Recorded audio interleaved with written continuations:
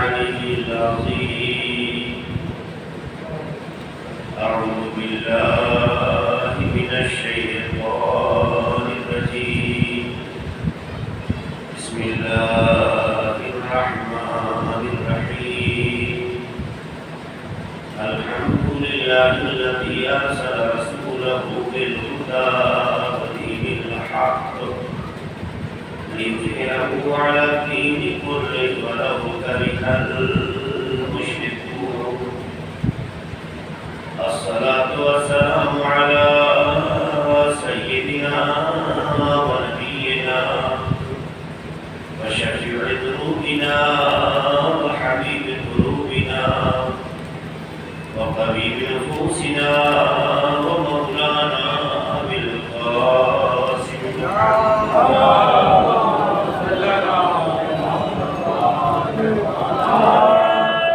وعلى أهل بيت الطيبين الطاهرين المعصومين المظلومين الذين أنقذ الله عنهم الرجس وطهرهم تطهيرا. اللهم صل على محمد وآل محمد. لعنة الله على أعدائهم وغاصب حقوقهم ومنكري فضائلهم أجمعين من يومنا هذا إلى قيام يوم الدين. أما بعد فقد قال الله سبحانه تبارك وتعالى في كتابه المبين وهو أصدق القائلين والصادقين وقوله الحق. بسم الله الرحمن الرحيم. من عمل صالحا من ذكر أو أنثى وهو مؤمن فلنحيينه حياة طيبة ولنجزينهم أجرهم بأحسن ما كانوا يعملون. صلاة اللهم صل على محمد وآل محمد. آج تیسرا دن ہے. آپ مسلسل معنوی اور روحانی بیانات سے مستفید ہو رہے ہیں اور یہ سلسلہ آہستہ آہستہ اس سال کے نہائی دور کی طرف بڑھ رہا ہے. کچھ باتیں ہیں جو میں آپ کے سامنے رکھنا چاہتا ہوں اور وہ یہ کہ اس دنیا میں ہر انسان سکون چاہتا ہے، ذہنی اور فکری آرام چاہتا ہے، ایسی زندگی جس میں اسے سکون فراہم ہو سکے، اس کی پسند کے مطابق زندگی مل سکے. یہ انسان کی خواہش بھی ہوتی ہے اور تلاش بھی ہوتی ہے. چاہتا ہے کوئی ٹینشن نہ ہو، کوئی جھگڑا نہ ہو، کوئی مار پیٹ نہ ہو، کوئی بغال نہ ہو یا بغال نہ ہو، اس طرح کے مسائل نہ ہو جس ٹینشن کا سبب بنتے ہیں. ایک ایسی زندگی جس سے ذہنی سکون ہو سکے، فضا ماحول میں خوشیاں تلاش کرتا ہے کہ جہاں ہر طریقے کے حالات اچھے رہیں. یہ چاہت اچھی یا بری کرتا یہ چاہت اچھی ہے، معقول ہے، حق انسان کے ہی ہے. انسان پیدائشی جھگڑالو نہیں ہوتا، انسان پیدائشی شرارتی نہیں ہوتا، انسان کوئی پیدائشی فسادی نہیں ہوتا. جب انسان پیدا ہوتا ہے تو بے گناہ ہوتا ہے، پیدا ہوتا ہے تو بے خطا ہوتا ہے، پیدا ہوتا ہے تو اس کا دامن گناہوں کے داغ سے آلود نہیں ہوتا. انسان فطری طور پر، الہی طور پر پروردگار کے ارادے کے مطابق اس طرح سے بنا ہی ہے جس میں سکون ہو، آرام ہو، آسائش ہو، ٹینشن نہ ہو، ہر طرح کی مصیبت سے خود کو آزاد رکھے۔ تو آزادی مصیبت سے، آزادی فتنہ فساد سے، آزادی حالات کی تباہی سے، یہ انسان کا حق ہے۔ لیکن آزادی کے تلاش کے راستے کیا ہی اور کہیں گے؟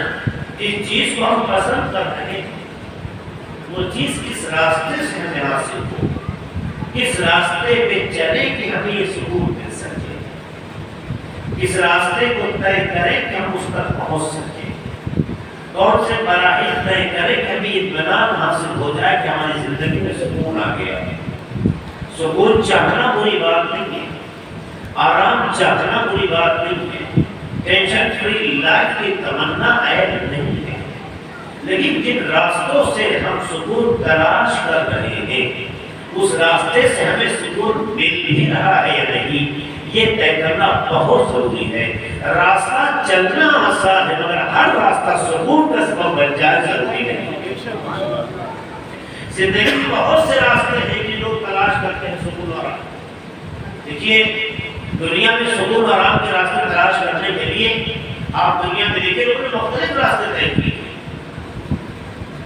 دنیا میں سکون کو لوگ دولت میں تلاش کرتے ہیں تو دولت کے حاصل کرنے کے لیے راستے طے کرنا شروع کیے۔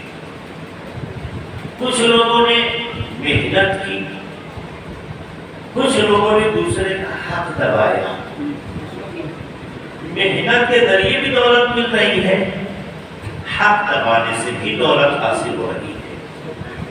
کچھ لوگوں نے خون پسینہ ایک کیا، کچھ لوگوں نے چوری چماری جیسے راستے اختیار کیے، وہ بھی دولت حاصل کر رہا ہے، یہ بھی دولت حاصل کر رہا ہے۔ کچھ لوگ ایمان بیچتے ہیں، پیسے حاصل ہو جاتے ہیں۔ کچھ لوگ غیرت بیچتے ہیں، دولت حاصل کر لیتے ہیں۔ اگر سیاست کی دنیا دیکھیے تو معمولاً ایمان بکتا ہے تو دولت ملتی ہے۔ اگر فلم کی دنیا دیکھیے تو غیرت بکتی ہے تو پیسے ملتے ہیں۔ تو دولت اس راستے میں ملتی ہے، دولت اس راستے میں ملتی ہے، لیکن ایک وہ راستہ ہے جس میں خون پسینہ ایک کرنا پڑتا ہے۔ مجھے انصاف سے بتائیے، دولت پانے کے مختلف راستے آپ کے سامنے پیش کیے گئے، ہر راستے پر پیسہ ہے، چاہے کسی کا حق دبا لے تب بھی پیسہ مل رہا ہے، چوری کر لے تب بھی پیسہ مل رہا ہے، چھین لے تب بھی پیسہ مل رہا ہے، ایمان بیچے تب بھی پیسہ مل رہا ہے، غیرت کو نیلام کر دے تب بھی پیسہ مل رہا ہے۔ تو دولت تو ہمیں مختلف راستوں سے حاصل ہو رہی ہے، لیکن کیا سارے راستے دولت کے جو حاصل کرنے کے ہیں ان راستوں پہ چلنے سے سکون مل جاتا ہے، آرام مل جاتا ہے، وہ فکر حاصل ہو جاتی ہے جس کی ہمیں تلاش ہوتی ہے؟ تو آپ کہتے ہیں ہرگز، اس لیے کہ اگر راستوں میں دوسروں کو ستا کر اگر آرام تلاش کیا جائے اسے آرام نہیں کہتے ہیں، غیرت کو بیچ کر اگر آرام کہیں حاصل کیا جائے تو اسے آرام نہیں کہتے، اس لیے کہ غیرت کی حفاظت ہی میں تو آرام ملا کرتا ہے، جہاں غیرت ہی نیلام ہو جائے آرام کا سلام علیہ محمد والے محمد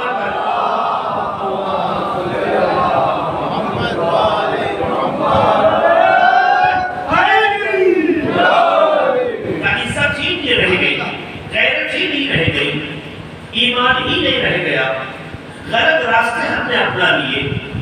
اس کا مطلب یہ ہوتا ہے کہ ہر راستے سے ہمیں سکون نہیں مل سکتا۔ راستہ جس پر چل رہے ہیں اس کا ایک معیار ہوتا ہے، جس راستے میں کسی کا حق نہ مارا جائے، جس راستے پہ چلنے سے کسی کو تکلیف نہ پہنچائی جائے، جس راستے کو طے کرنے سے غیرت اور اپنے ایمان کو نیلام نہ کرنا پڑے، جن راستوں سے اپنی شخصیت و حرمت کی حفاظت بھی ہو اور اپنی ضرورت کے تئیں اپنی محنت کا عوض مل جائے وہی راستہ معقول ہوتا ہے۔ اگر دنیا میں ہر برے راستے پہ چلنے سے دولت ملنے کی وجہ سے انسان کو سکون ملنا ہوتا تو دنیا میں سبھی اسی راستے پہ چلے گئے ہوتے، مگر کچھ ایسے افراد کا جو بافہم ہے، ذی شعور ہے، عقل مند ہے، ان راستوں پہ نہ چلنا جو غیر معقول ہے، یہ اس بات کی علامت ہے پیسہ لانا کمال نہیں ہے، پیسے سے کسی کا حق ضائع نہ ہو، شخصیت کی حفاظت بھی ہو سکے، اسے بھی کمال نہیں ہے۔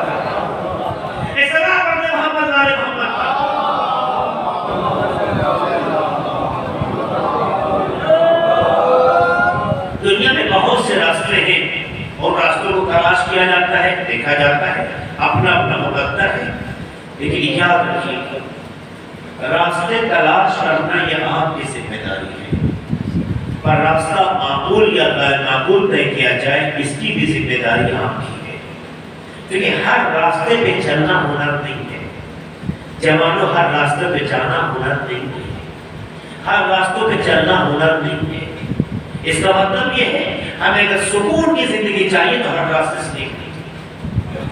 تو دنیا میں راستے بہت ہیں لیکن ہر راستے سے سکون نہیں ملتا۔ اللہ اعلان کر رہا ہے سکون کے نسخے ہم تمہیں دے رہے ہیں، سکون چاہیے نا، سکون کا راستہ بتاتے ہیں، ہم ایسی زندگی تمہیں دینا چاہتے ہیں جو زندگی پاک ہو، پاکیزہ ہو، سکون ہو، ٹینشن فری ہو، جس میں کسی کی طرح کوئی تکلیف نہ ہو، حیا کا طیبہ۔ یہ زندگی ہم انبیاء کو دیتے ہیں، ہر کسی کو نہیں دیتے ہیں، یہ زندگی ائمہ کو دیتے ہیں، ہر کسی کو نہیں دیتے ہیں۔ ہاں اگر کسی کے اندر رسالت اور امامت کی خوشبو پیدا ہونے لگے، ان کا اثر پیدا ہونے لگے، ان کی سیرتوں پہ چلنے کے بعد اپنے اندر وہ کیفیت پیدا کر لے تو ایسا نہیں ہے اگر انہیں کمالات کی منزلوں پہ پہنچایا ہے تو اسے اس کے اثر سے محروم رکھیں گے، ہم اسے بھی زندگی دیں گے، اچھی زندگی دیں گے، یہ وہ قادر زندگی دیں گے۔ یہ وہ دنیا میں زندگی بہت سے لوگ عطا کرتے ہیں لیکن ہر زندگی میں سکون نہیں ملتا، ہر زندگی میں ضمانت نہیں ملتی۔ اگر زندگی خدا دے رہا ہو تو اس سے اچھی زندگی نہیں ہے، اگر حیات طیبہ خدا عطا کر رہا ہو تو اس سے پاک زندگی نہیں ہو سکتی ہے۔ تو کس راستے پہ چلے کہ ہمیں حیات طیبہ حاصل؟ قرآن کہتا ہے سورہ نحل کی آیت نمبر 97 کے تھے من عمل صالحا من ذکر او انثی، جس نے بھی نیکی کی، عمل صالح نے ایک عمل انجام دیا، جس نے بھی۔ اب آپ کہیے جس نے میں کون ہو سکتا ہے؟ اللہ خود بیان کر رہا ہے من ذکر او انثی، چاہے وہ نیک عمل انجام دینے والا مرد ہو چاہے وہ عورت ہو، اس لیے کہ صرف کی جو فیلنگ ہے، میل اور فیمیل کی جو فیلنگ ہے یہ دنیا کی ہو سکتی ہے لیکن جس کا کسی سے رابطہ ہوگا اس کی نہیں ہوتی۔ آپ نے کبھی دیکھا کوئی ماں ایک بیٹا پیدا ہوتا ہو تو زیادہ دلچسپی دکھاتی ہو، ایک بیٹی پیدا ہوتی ہو تو کم دلچسپی دکھاتی ہو؟ سسرال میں ساس اور نندوں کمنٹ ہو سکتے ہیں لیکن جو ماں ہوتی ہے اولاد کے تئیں اس کی فیلنگ میں کوئی فرق نہیں ہوتا ہے۔ ایسا نہیں بیٹا ہوا تو زیادہ دلچسپی سے دودھ پلایا، بیٹی ہوئی تو کم دلچسپی ہوئی، بیٹا ہوا تو کافی مالش ہوئی بدن پہ، بیٹی تو اس کے ہاتھ میں چھوڑ دیا ہو نہیں، بیٹا اگر تڑپا تو ماں رات کو جگ گئی ہو، بیٹی تڑپے مارے جانے تو ریزرو ٹینشن ہی کا پالنا، یہ تو ہے امانت، آج ہے کہ چلی جائے گی۔ کبھی دیکھا نہیں؟ کیا مطلب ہے؟ کیا مطلب ہے؟ دنیا میں میل اور فیمیل کو لے کر ذہن الگ الگ کار فرما ہوتے ہیں لیکن ایک ماں اولاد کے ساتھ میں فیلنگ ظاہر ہونے ہی نہیں دیتی ہے کیونکہ وہ دونوں اس کے ٹکڑے ہو، چاہے بیٹی کی شکل میں ہو چاہے بیٹے کی شکل میں ہو، اس لیے اس کی محبت بیٹے یا بیٹی کے اعتبار سے فرق نہیں کرتی ہے. یہ بچوں کی اپنی اپنی فیلنگ ہے کہ کبھی کہہ دیتے ہیں مما آپ کو بہت چاہتی ہے, مجھے کم چاہتی ہے. یہ بچوں کا تجزیہ ہے. لیکن ماں کے دل سے پوچھئے جتنا جذبہ بیٹے کے لیے ہوتا ہے اتنی جذبہ بیٹی کے لیے ہوتا ہے. یہ کیوں؟ کیونکہ ماں ان دونوں کی پیدائش کا ذریعہ بنی ہے. یہ دونوں اٹیچ ہے. اس کا مطلب ہے اگر کسی کا کسی سے رابطہ ہو جائے, کوئی کسی کے لیے وسیلہ بن جائے تو اس میں یہ اثر پیدا ہو جاتا ہے کہ بیٹا یا بیٹی کی فیلنگ نہیں, بیٹا ہو تب بھی وہی جذبہ ہے, بیٹی ہے تب بھی وہی جذبہ ہے. تو جب وسیلہ بن جائے تو یہ اثر ہوتا ہے. تو جو حقیقی خالق ہو اس میں یہ اثر کیسے نہیں ہوگا؟ اس لیے خدا کی ہاں مرد اور عورت کے اعتبار سے کوئی امتیاز نہیں ہے. امتیاز پیدا کرنا ہو تو کردار کے ذریعے پیدا کرو. ان اکرمکم عند اللہ اتقاکم. ہمارے یہاں درجہ, ہمارے یہاں گریڈ, ہمارے یہاں بلندی, ہمارے یہاں کمال مرد یا عورت کی بنیاد پہ نہیں ہے. تمہارے اندر پائے جائے کردار کی بنیاد پر ہے. جتنا کردار بلند ہوتا چلا جائے گا اتنی عظمتیں بلند ہوتی چلی جائیں گی. یہی وجہ ہے دنیا نے عورتوں کو ذلیل کر کے دیکھا, ذلیل کر کے سوچا, ذلیل نگاہوں سے دیکھا. لیکن نگاہ قدرت نے پیغمبر کے ذریعے سے اعلان ہو گیا, بشارت دے دو جنت کی 4 خواتین ہیں. جنت کی 4 خواتین میں جب تذکرہ ہوتا ہے, جن خواتین کے ذکر ہوتا ہے, عورتوں کا تذکرہ کر کے یہ بتایا جا رہا ہے. ایسا نہیں ہے جنت کے جوانوں کے سردار اگر ہم نے تمہاری فیلنگ کے مرد بنائے ہیں تو عورت کی کوئی عظمت نہیں ہے. سردار ہونا عظمت ہے چونکہ میرا انتخاب ہے. وہی ہم یہ بھی نمونہ دے رہے ہیں. اسی جنت میں 4 خواتین کے داخل ہونے کی بشارت دے کے بتانا چاہتے ہیں. جنت جب ہماری ہے, مخلوق مرد ہو یا عورت ہو, دونوں میں کوئی فرق نہیں ہے. جتنی عظمت ہے اسے حاصل ہے اور نہیں مقام اسے بھی حاصل ہے. دنیا کی فیلنگ ہے, خدا کی نہیں. یہ دنیا کی فیلنگ ہے.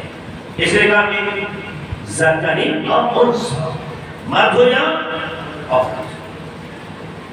اس میں ایک قید لگا ہے, وَهُوَ مُؤْمِنٌ. ترحالی کی وہ مومن بھی, یہ ترحالی کی وہ مومن ہو, یہ اس بات کی علامت ہے کہ عمل صالح جب بنتا ہے جب ایمان کے ساتھ آ جاتا ہے, اور جب ایمان اور عمل میں رابطہ پیدا ہو جائے تب خدا بیانا فَلَنُحْيِيَنَّهُ حَيَاةً طَيِّبَةً. پاک و پاکیزہ زندگی دیں گے, پرسکون زندگی دیں گے, ٹینشن فری زندگی دیں گے. یہ سب کب دے گا؟ جب عمل صالح ہو اور ایمان کی ضمانت کے ساتھ. دیکھیے دنیا میں جو بھی کام اچھا کرتا ہے اسے نیک عمل کہتے ہیں. کسی کی مدد کرنا, کسی کے کام آ جانا, کسی کی مشکلات کے حل کے راستے فراہم کر دینا, یہ سارے وہ راستے ہیں کہ جو نیک کام ہے. لیکن اللہ نے اس پر بشارت حیات طیبہ کی دی ہے. اللہ نے کہا یہ عمل انجام دے رہا ہے عمل صالح. پہلی بات یہ ہے کہ عمل صالح سب کو کہتے ہیں. نیک عمل محترم ہے, لیکن عمل صالح جب بنتا ہے جو عمل انجام دیا گیا ہو اس کی حفاظت ہو جائے. مثلا اگر ہم نے کسی کی مدد کی, 100 روپے کی, 500 روپے کی, 1000 روپے, اگر کسی وقت کسی کے کام آ گئے, یہ نیک عمل تو ہے, لیکن نیک عمل جب کامل ہوگا جب ہم اس عمل کی حفاظت کر سکیں. یعنی اس کا تذکرہ کسی سے کریں, جتائیں نہیں, منت نہ رکھیں, احسان نہ جتائیں. اگر کہتا اچھا تم مجھ سے وہ لگا رہے ہو, تم مجھے آپ دکھا رہے ہو, تم میرے مقابل آ رہے ہو, کل جب تمہارے حالات ایسے تھے تمہارے ساتھ یہ کیا, جیسے اس نے کیا یہ بات کہی, جو وہ عمل انجام دیا تھا نا, عمل تو تھا لیکن کہہ دینے سے ضائع ہو گیا. یہ عمل صالح نہیں ہوا, یہ عمل نیک عمل نہیں ہوا. عمل صالح اس عمل کو کہتے ہیں جس عمل کی اہمیت، جس عمل کی عظمت، جس عمل کی حقیقت کی حفاظت کی جائے۔ یعنی اگر کسی کے کام آئے تو تذکرہ نہ کریں، بیان نہ کریں۔ کیوں؟ کیونکہ جب آپ عمل انجام دیتے ہیں تو آپ کے دل میں جذبہ ہوتا ہے۔ جب جذبہ ہوتا ہے تو جس کے ساتھ کر رہے وہ جان رہے ہیں، جس کے لیے کر رہے وہ جان رہا ہوتا ہے، جس کے لیے کر رہے وہ جان رہا ہوتا ہے۔ جب آپ جس کے ساتھ کر رہے جان رہے ہیں، جس کے لیے کر رہے جان رہے ہیں، تو بقیہ کو جاننے کی ضرورت کیا ہے؟ جس کے ساتھ انجام دیا ہے یہ سبب بنا کہ ہمارا عمل نیک ہے نا، جس کے لیے انجام دیا ہے وہی اس کا اجر دے گا۔ تو جس کے ساتھ کیا وہ جان رہا ہے، جو ہمیں اجر دے رہا ہے دے گا وہ جان رہا ہے۔ تو پھر بقیہ سے کہنے کی ضرورت کیا ہے؟ اگر آپ بقیہ سے کہہ دیتے ہیں تو آپ کا یہ عمل دنیا کی نگاہ میں تو نیک عمل کہلائے گا، نگاہ قدرت میں نیک عمل نہیں رہ جائے گا۔ لیکن کووڈ-19 میں بھی بہت سے لوگوں نے لوگوں کی مدد کی، بہت سے لوگوں نے لوگوں کو حلے پہنچائے، بہت سے لوگوں نے ایک دوسرے کا امداد کی، لیکن اس کے بعد فوٹو بھی کھینچاتے ہیں، فرنٹ پیج پہ لگاتے ہیں، سوشل میڈیا میں لگاتے ہیں، پرنٹ میڈیا میں دیتے ہیں۔ آپ مجھے بتائیے اس کے کامانہ عمل نیک تو تھا، لیکن جب اس کا فوٹو سوشل میڈیا میں لگا دیا، پرنٹ میڈیا میں ڈال دیا، تو یہ اب کئی عمل نیک عمل ہے، یہ تو عمل ریا میں چلا گیا، دکھانے میں چلا گیا۔ جب انسان ریاکاری کے ساتھ عمل کرتا ہے تو کتنا ہی اچھا عمل ہو، نگاہ قدرت میں عمل صالح نہیں بنتا۔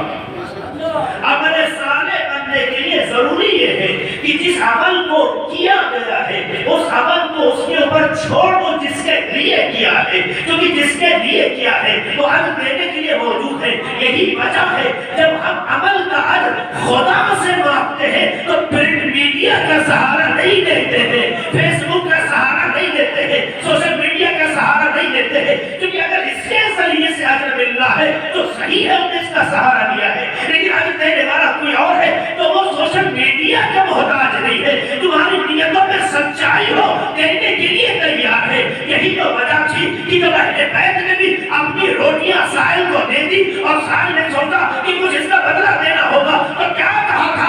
لا نطعمکم، کیا کہا تھا؟ لا نطعمکم، ہم نے جو تمہیں کھلایا ہے، ہم نے جو تمہیں دیا ہے، یہ اس لیے نہیں دیا ہے کہ جزاؤ ولا شکرا، کہ تم مجھے کوئی جزا دو یا شکر، انما نطعمکم لوجہ اللہ لا نريد منکم جزاء ولا شکرا۔ ہم نے جو تمہیں دیا ہے، ہم نے یہ روٹیاں دی ہے، اس کا اجر ہمیں خدا سے چاہیے، تم سے نہیں چاہیے، اس لیے کہ جو خود فقیر ہو وہ دوسرے کو کیا عطا کرے گا۔ سلام محمد اور محمد،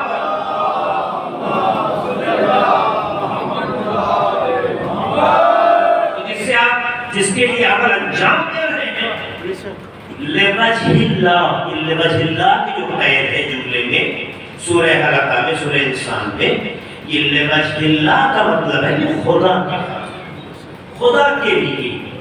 تو جس کے لیے انجام دیا جاتا ہے کام، اجر بھی اسی سے لیا جاتا ہے۔ اگر جس کے لیے انجام آپ دے رہے کام، آپ اجر اگر اس سے نہ لے کے کسی اور سے مانگیں تو کیا کہے گا؟ بھائی کام میرے لیے کیا کیا، میرے لیے کر دے تو مجھے دیتا۔ اچھا سے جا کے تذکرہ کیا میں نے فلاں کے لیے اتنا کام کیا، آپ کو کوئی اجر دے گا؟ وہ خود کہہ دے گا جب کام تم نے دوسرے کے لیے کیا تو مجھ سے کیا جواب ہو؟ اللہ بھی کہنا چاہتا ہے اگر کام تم نے میرے لیے کیا ہے تو پھر دوسرے تذکرے کی ضرورت نہیں ہے۔ تذکرہ اس سے کرو جو بھول جاتا ہو، تذکرہ اس سے کرو جو بھول جاتا ہو۔ تمہارا خدا بھولتا نہیں ہے، تمہارا خدا بھولتا نہیں ہے، لیکن کام صرف تم اس کے لیے کرو۔ ہم نے دیکھا کام اگر اس کے لیے کیا جاتا ہے تو کتنا ہی سری کیوں نہ، جب تک وہ چاہتا ہے سری رہتا ہے وہ کام اس کے لیے، اور جب وہ چاہتا ہے تو سری نہیں رہ جاتا۔ آپ دیکھیے مولا علیہ السلام نے بھی دور حکومت میں رات کے سناٹے کا انتخاب، حالانکہ بیت المال سے لوگوں کو ملنا تھا، بیت المال کا ایک ٹائم ہوتا ہے، لوگ آئے لے کے چلے گئے، بیت المال میں سب کا حصہ تھا، سب کو ملتا ہے، یہ بڑی بات نہیں تھی، لیکن کچھ غیرت مند ہیں، کچھ فقراء ہیں، کچھ مسکین ہیں، کچھ یتیم ہیں، کچھ غربا ہیں۔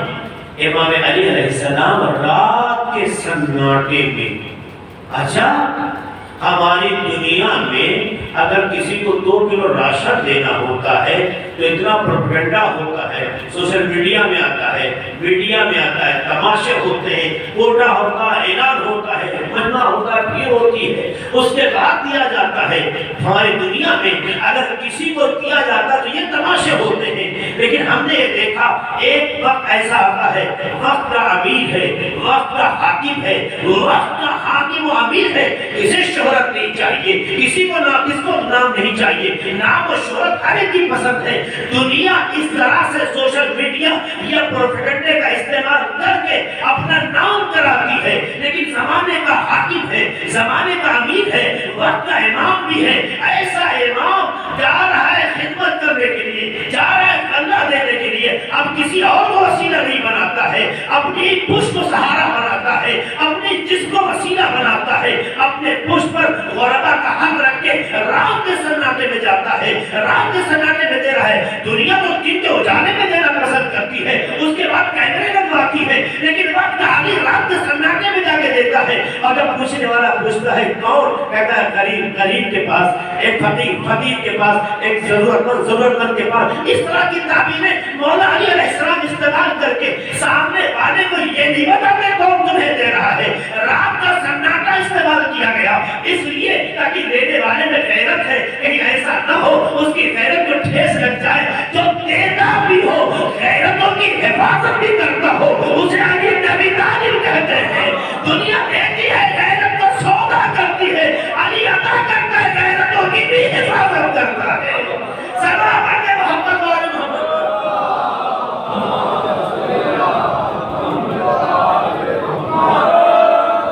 ہم علی کے چاہنے والے ہیں نا، تو ہمارا مزاج کیسا ہونا چاہیے؟ آیا جو آج کی میڈیا اور آج کے سسٹم میں ہے وہ، یا جس کے ہم ماننے والے ہیں وہ؟ دیکھیے آپ کا عمل یہ طے کرے گا کہ آپ کا رابطہ کس سے ہے۔ ایک بار ہوتا ہم زبان سے بتاتے ہیں کس سے ہمارا تعلق ہے، ایک بار ہمارا عمل بتاتا ہے، کیونکہ انسان کا کردار خود زبان ہوتا ہے۔ زبان خود جھوٹ بول سکتی ہے، کردار جھوٹ نہیں بولتا۔ اس لیے ایسا نہ ہو کہ زبان سے تو خدا رسول اور اہل بیت کی بات کرنا اور کردار ہمارا کسی اور سے رابطے کی خبر ہے۔ اگر زبان کچھ اور کہے، کردار کچھ اور کرے تو اسے نفاق کہتے ہیں، ایمان نہیں کہتے۔ اسے نفاق کہتے ہیں، ایمان نہیں کہتے۔ ایمان کا مطلب ہے کہ جو زبان کہہ رہی ہو کردار بھی انجام دے رہا ہو، جو ہم کر رہے ہو وہی زبان سے کہہ بھی رہے۔ جہاں زبان اور کردار ایک ہو جائے اسی کے مجموعے کو ایمان کہتے ہیں، اور جہاں زبان اور کردار دو ہو جائے اسی کو نفاق کہتے ہیں۔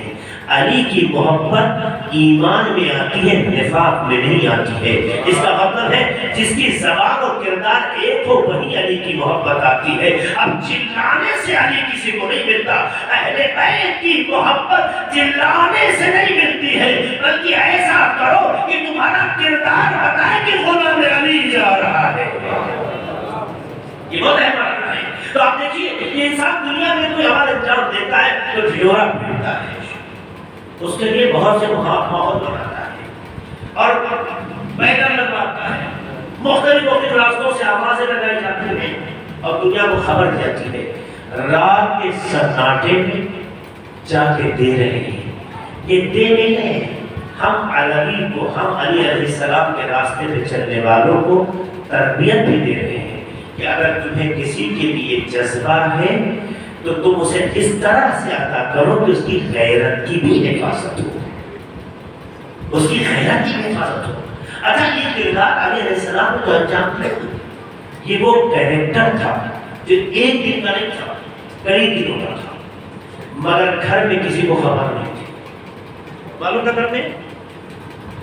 اگر گھر میں معلوم ہوتا تو جب مولا شہید ہو گئے اور آپ کو دفن کر کے امام حسنین واپس لوٹ رہے تھے، لیکن نشیب میں کسی کے رونے کی آواز سنی. ایک ضعیف مفلوق الحال انسان اسے دیکھا، کیا ماجرا ہے؟ اس کی گفتگو سے پتا چلا کہ کوئی ہے جو رات کے سناٹے میں آتا تھا، اسے دیتا تھا، اس کے ساتھ بیٹھتا تھا، جس کے ساتھ گرمیاں کرتا تھا. اب وہ نہیں آیا. کتنے دن؟ 3 دن ہو گئے. اب مولا سمجھ گئے یہ کون تھا. جب پوچھا کہ نام کیا، کبھی نام نہیں بتایا.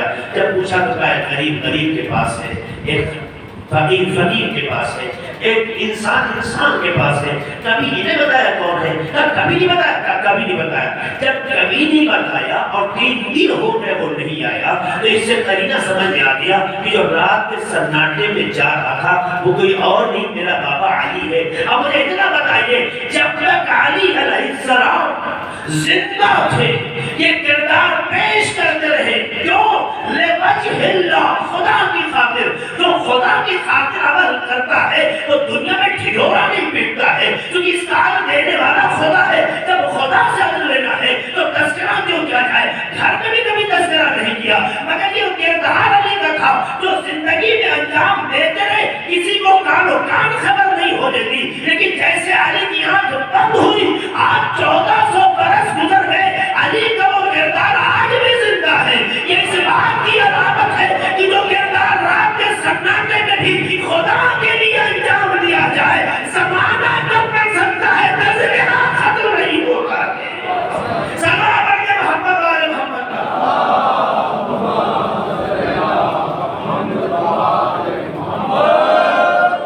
تو ہمیں اس سے سیکھ لینی چاہیے، ہمیں اس سے طرز زندگی ملتا ہے. عمل ہمارے سامنے آنا چاہیے. یہی پر ایک بات کہتا ہوں جو بہت ہے کہ ہمارے جوانوں کے لیے خاص طور سے، کوئی بھی عمل ہو جب آپ کسی کے ساتھ انجام دیتے ہیں تو اس کی قدر و قیمت ہے. جو آپ سے جڑے ہوئے افراد ہیں ان کے ساتھ انجام دینا یہ ہماری اور ذمہ داری ہے. ماں باپ بھائی بہن چچا پھوپھی خالہ ماموں جسے ہم رشتہ دار کہتے ہیں، خاندان کہتے ہیں، یہ وہ لوگ ہیں جن کا حق دوسروں کی بنسبت ہم پر زیادہ ہے. اگر ہم ان کا خیال نہیں کریں گے، اگر ان کے بارے میں نہیں سوچیں گے، ہم دنیا کے ساتھ نیکی کرتے رہیں، ان کے بارے میں تصور نہ کریں اور ان کے حق کو ادا نہ کریں. عمل کسی کے ساتھ بھی ہو، چاہے غیر ہو چاہے اپنا ہو، عمل صالح نیک ہونا چاہیے. اور نیک ہونے کا معیار بتا دیا، اس کا تذکرہ کسی سے نہ ہو. اگر آپ نے تذکرہ کر دیا تو جاؤ جس سے ذکر کیا اس سے اجر لو. تو پہلی بات، کوئی بھی نیک عمل اگر کسی سے بیان کیا گیا تو صحیح. اللہ حیات طیبہ کی ضمانت دے رہا ہے، لیکن ان کے لیے کہ جو عمل کو ایمان کے ساتھ انجام دیتے ہیں. عمل کو کوئی بھی عمل چاہے ماں باپ کی خدمت ہی کیوں نہ ہو، چاہے ماں باپ سے محبت ہی کیوں نہ ہو. بات کو مکمل کرنا چاہوں گا. اکثر ہمارے معاشرے میں ہمارے بچے ماں باپ کی محبتوں کے اظہار کے طریقوں کو دیکھ کر ناراض ہو جاتے ہیں اور کہتے ہیں آپ لوگ تو بس خالی ٹوکنا جانتے ہیں، خالی بولنا جانتے ہیں، خالی روکنا جانتے ہیں، نہ جاؤ وہاں نہ جاؤ، یہ کرو وہ نہ کرو، یہ صحیح ہے اور یہ غلط ہے. ہمیشہ ہمارے ساتھ ایسے کرتے کیوں؟ ایک بات ذہن میں ڈال دیں.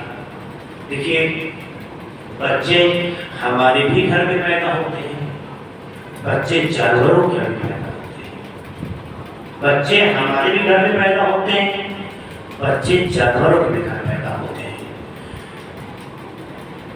جانوروں کے یہاں بھی کسی نہ کسی کے شکم سے پیدا ہوتے ہیں اور وہ کسی نہ کسی کا بچہ ہوتا ہے، یعنی کسی نہ کسی کے نطفے کا حصہ ہوتا ہے جو بچہ جانور کا پیدا ہوتا ہے. لیکن کبھی آپ نے بھی جانور پالے ہیں، گائے بھینس وغیرہ پالی ہوگی، پال رہے ہوگی، آپ مجھے بتائیے کیا کبھی آپ اس تعبیر کو استعمال کرتے ہیں کہ یہ اس بچے کا باپ ہے اور یہ اس بچے کی ماں ہے؟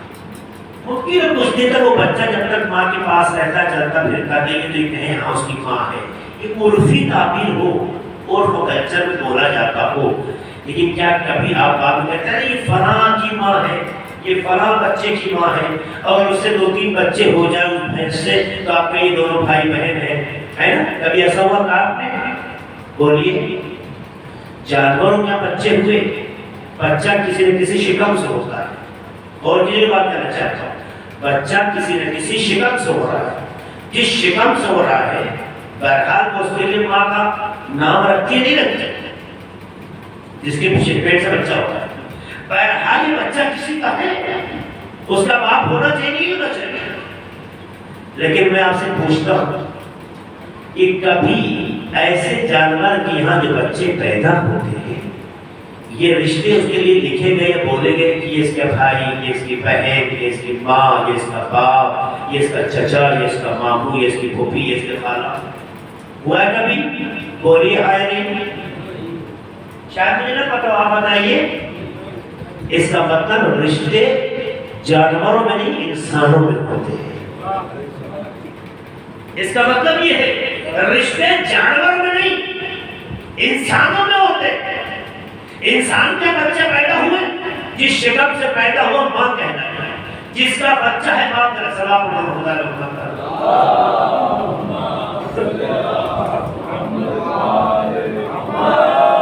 انسانوں کے گھروں میں جو بچے پیدا ہوتے ہیں، جس شکم سے بچہ پیدا ہوا ماں کہنا ہے، جس کا یہ بچہ ہے وہ باپ کہنا ہے۔ اس بچے کے لیے جتنے بھی اس ماں سے بچے پیدا ہوئے بھائی بہن کی نسبت رکھتے ہیں، خالہ کی نسبت، ماموں کی نسبت، پھوپھی کی نسبت، چچا کی نسبت، یہ نسبتیں آئیں گی نہیں آئیں گی۔ اس کا مطلب ہے کہ رشتے انسانوں میں ہوتے ہیں، جانوروں میں نہیں ہوتے۔ تو جب رشتے انسانوں میں ہوتے ہیں، جانوروں میں نہیں ہوتے، تو رشتے کس میں نبھائے جائیں گے؟ انسانوں میں یا بولیے جانوروں کس میں نبھائے جائیں گے؟ انسانوں میں۔ تو جہاں رشتے ہوں گے وہی نبھائے جائیں گے۔ اس کا مطلب یہ ہے جہاں انسانیت ہوگی وہی رشتے ہوں گے، جہاں انسانیت ہے وہی رشتوں کی مریادائیں ہوگی، جہاں انسانیت ہے وہی رشتوں کا وقار ہوگا۔ جہاں رشتوں کی مریادائیں نہ ہو، جہاں رشتوں کا وقار نہ ہو، جہاں رشتوں کے لیے احساس نہ ہو، اسے انسان نہیں جانور کہتے ہیں۔ آپ دیکھ لیجیے بجائے کیوں کہہ رہا ہوں، بات تو پھر رہا ہوں میں ہمارے سارے کی طرف کیوں کہہ رہا ہوں۔ آپ دیکھیے جب رشتے ہو جاتے ہیں تو احساس پیدا ہوتا ہے، احساس ہوتا ہے تو درد ہوتا ہے، جب درد ہوتا ہے تو محبت ہوتی ہے۔ آپ مجھے بتائیے جانوروں میں اپنے بچوں کو لے کے احساس ہوتا ہے؟ کہاں چلا گیا یہ بچہ جو جانور کیا پیدا ہو جب چلنے لگے وہ کہاں جاتا ہے، کہاں رہتا ہے، کیا کھاتا ہے؟ کبھی آپ نے دیکھا کہ اس کی جو سو کالڈ ماما، یہ جس کی اپنی ہے، جس کی ماں ہے، اس کے لیے احساسی فیلنگ رکھتی ہو؟ نہیں میرا بچہ بھوکا ہو سکتا ہے میں بھوکی رہوں گی، نہیں میرا بچہ پیاسا ہو سکتا ہے میں پیاسی رہوں گی۔ کبھی ایسا دیکھا کہ بچے کے انتظار میں میں نے دیکھ لوں میرا بچہ بھوکا پیاسا تو نہیں ہے؟ کسی جانور کی یہ جذبہ دیکھا آپ نے؟ اگر دیکھا تو بتائیے، آپ اس سے زیادہ جانوروں کو نزدیک سے دیکھتے رہتے ہیں۔ نہیں ہے، کیوں نہیں جانوروں کو؟ کہاں گیا کوئی مطلب نہیں، کیا کھایا کوئی مطلب نہیں، بھوکا پیاسا سے کوئی مطلب نہیں، مگر آپ پلٹ آئیے اس زندگی کی طرف جسے انسان کہتے ہیں۔ بچہ باہر گیا، ماں منتظر ہے میرا بیٹا گھر آ جائے، گھر آنے کے بعد سب سے پہلا سوال کرتی بیٹا کچھ کھایا یا نہیں کھایا؟ کتنی مائیں ایسی ہیں اس خیال سے کہ پتہ نہیں میرے بچے نے کھایا پیا ہو یا نہ ہو، جب تک اطمینان نہیں ہو جاتا کھاتی پیتی نہیں ہے۔ یہ اس بات کی علامت ہے جہاں رشتے ہوتے ہیں وہی درد ہوتا ہے، جہاں درد ہوتا وہی محبت ہوتی ہے۔ اس جائے تو ماں باپ بے چین ہو جاتے ہیں، جانور زخمی ہو جائے تو اس کے ہونے والے ماں باپ کو کوئی اثر نہیں پڑتا. یہ اثر کیوں نہیں پڑتا؟ کیونکہ وہ انسان نہیں جانور ہے. تو جہاں انسان ہوتا ہے وہیں درد کا احساس بھی ہوتا ہے. جہاں احساس نہ ہو وہ جانور کہلاتا ہے. اب یہ مجھ سے نہ کہو کہ اس کو جس کے دل میں جس کے لیے درد ہے یا نہیں ہے، اتنا ہے کہ جہاں رشتہ ہے وہی انسانیت ہے، جہاں انسانیت ہے وہی محبت بھی ہوگی. اے سنا پڑھنے محبت والے محبت.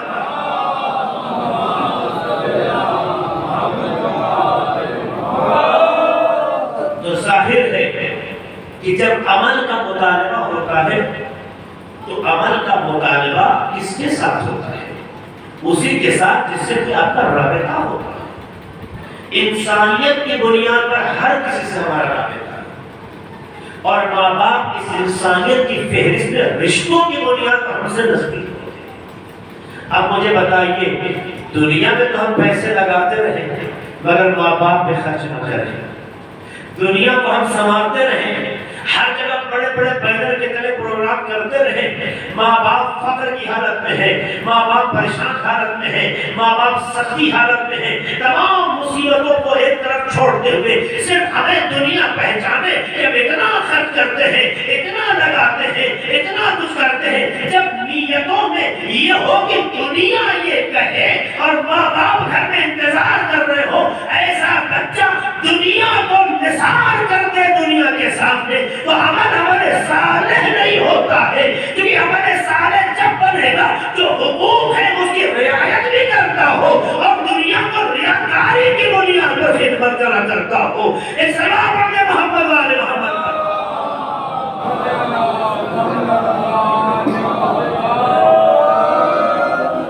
جب یہ ہوگا اور ایمان کے ساتھ ہوگا تو یقین ہوگا کہ پروردگار کا وعدہ جھوٹا نہیں ہے. کیونکہ ہمارا آپ کا خدا کبھی جھوٹ نہیں ہوتا. ہمارا آپ کا خدا ہمیشہ اپنے وعدے پر پختہ رہا ہے. میں کچھ تاریخی نمونے سے بتاتا ہوں. جس نے عمل صالح انجام دیا مگر ایمان کے ساتھ، اللہ نے وعدہ نبھایا. آئیے جنگ احد میں مسلمان اور ایک جنگ پہلے چلا بدر میں چلے جو اسلام سے سب سے پہلی جنگ ہے، جس میں مسلمانوں کی تعداد کتنی تھی آپ بتائیے؟ 313. دشمن کی تعداد کتنی تھی؟ تقریباً 1000. ایک 3 گنا. دشمن 3 گنا تھا، مسلمان اس کے مقابل 1 حصہ تھا. اتنی تعداد، اسلحہ بھی، تعداد زیادہ ہے تو اسلحہ بھی زیادہ ہے، اسلحہ زیادہ ہے تو وسائل بھی زیادہ ہے. یہ اتر رہا تھا. ادھر کیا تھے؟ چند افراد جو گنتی کے تھے. ہم نے اتنا بتا، ایک طرف 300 ایک طرف اتنی تعداد. اندر سے ایک ضعف احساس ہوا، قدرت سے دور لگائی، ایمان کے ساتھ عمل صالح کا جذبہ رکھا. خدا نے کہا گھبراؤ نہیں، عزت ہم دیں گے، سعادت ہم دیں گے، حوصلہ ہم دیں گے، طاقت ہم دیں گے. پروردگار کی طرف سے بات آئی اور اللہ نے ایسا کیا ہی نہیں کیا. ایمان کے ساتھ عمل صالح جہاں ہوتا ہے خدا اس زندگی کو حیات طیبہ میں تبدیل کرتا ہے. یہی وجہ ہے کہ دشمن کی طاقت کتنی ہی زیادہ کیوں نہ ہو، لیکن جب تک مسلمان خدا سے رابطے میں رہا کہ خدا تیرے سوا میرا کوئی مالک نہیں ہے، تیرے سوا میری کوئی طاقت نہیں ہے، تیرے سوا میرے کوئی حامی نہیں ہے، تیرے سوا میرا کوئی ناصر نہیں ہے. جب آپ کے اندر یہ ایمان پیدا ہو گیا اور اس جذبے کے ساتھ میدان جہاد اتر آئے تو خدا نے کہا تو صحیح، اسلحہ ان کے پاس ہو، طاقت ان کے پاس ہو، تعداد ان کے پاس ہو، کثرت تعداد میں وہ نازا ہو گے، قلت عدد کے ساتھ قابل خفت تمہیں بناتے چلے جائیں گے. نتیجہ یہی ہوا تو طاقتوں پہ ناز کرتے رہے، یہ خدا سے رابطے پہ ناز کرتے رہے. نتیجہ یہ ہوا کہ طاقت ہار گئی، رابطہ جیت گیا. طاقت ہاری، رابطہ جیتا. ایسا خدا نے وعدہ پورا لیکن آپ کے اندر عمل صالح اور ایمان کے ساتھ ہونا چاہیے۔ ضمیر کا سودا جو کر لیتے ہیں ان کے پاس ایمان نہیں ہوتا، غیرت کا جو سودا کر لیتے ہیں ان کے پاس ایمان نہیں ہوتا۔ آج ہندوستان کی دنیا ہی بلکہ دنیا کے لیے دنیا میں ہر زمانے میں حالات بگڑیں گے، کل بھی بگڑے تھے، آج بھی بگڑے ہیں۔ دنیا اپنے راستے نکالتی، اپنے راستے ایجاد کرتی چلی جاتی ہے، لیکن خدا سے رابطہ رکھنے والے کمزور نہیں ہوتے۔ اللہ نے وہاں بھی وعدہ نبھایا، بہت سی جنگوں میں وعدہ نبھایا، یہاں تک کہ پروردگار عالم نے ایمان کے ساتھ عمل صالح کرتے رہو، حیات طیبہ ہم دیں گے کی ضمانت دنیا میں بھی اللہ نے ظاہری ہماری آپ کی دنیا میں دکھا دی۔ یاد ہے آپ کو کچھ برس پہلے اسرائیل اور حزب اللہ کے درمیان 33 دن کی لڑائی یاد ہے نا؟ اسرائیل دنیا کی چوتھے نمبر کی فوج اس عزم و حوصلے کے ساتھ بھی ایک ہفتے میں سرنڈر کرا دیں گے، ایک ہفتے کے اندر انہیں تباہ کر دیں گے، ایک ہفتے کے اندر انہیں گھٹنے ٹکا دیں گے۔ آئی تھی گھٹنے ٹکانے، گھٹنے ٹیکنے پہ مجبور ہو گئی۔ دیکھا نہیں دیکھا آپ نے؟ آئی سی حوصلے سے کہ ہم ایسا کر دیں گے، ایک دن 33 دن، اور ہم کہتے ہیں وہاں کی بات بہت بڑی بات ہے، وہاں تو ایک فوجی طریقے سے ٹریننگ دی گئی ہے، فوجی نظام کے طریقے سے آمادگی کی گئی ہے۔ آپ دیکھیے یہ فلسطین کا معاملہ جو 70 سال سے زیادہ ہوتا چلا جا رہا ہے، تقریباً اس کے نزدیک عرصہ گزر گیا ہے، ایک عرصے دراز سے ایک طرف ساری حکومت ہے، ساری طاقت ہے، سارا اسلحہ ہے، دوسری طرف سے پتھر کی کچھ کنکریاں ہیں، مگر کیا طاقت ہے کہ پتھر مارتے ہیں ان کے اسلحے کمزور پڑ جاتے ہیں، یہ کمزور نہیں پڑ رہے ہیں۔ ہمیں ابابیل کا زمانہ یاد آ رہا ہے، جب لشکر خدا ہو جائے تو کنکریاں بھی ایسا اسلحہ بن جاتی ہے کہ زمانے کی طاقت کو جس کو نابود کر دیتی ہے۔ سلام علیہ محمد والے محمد کا۔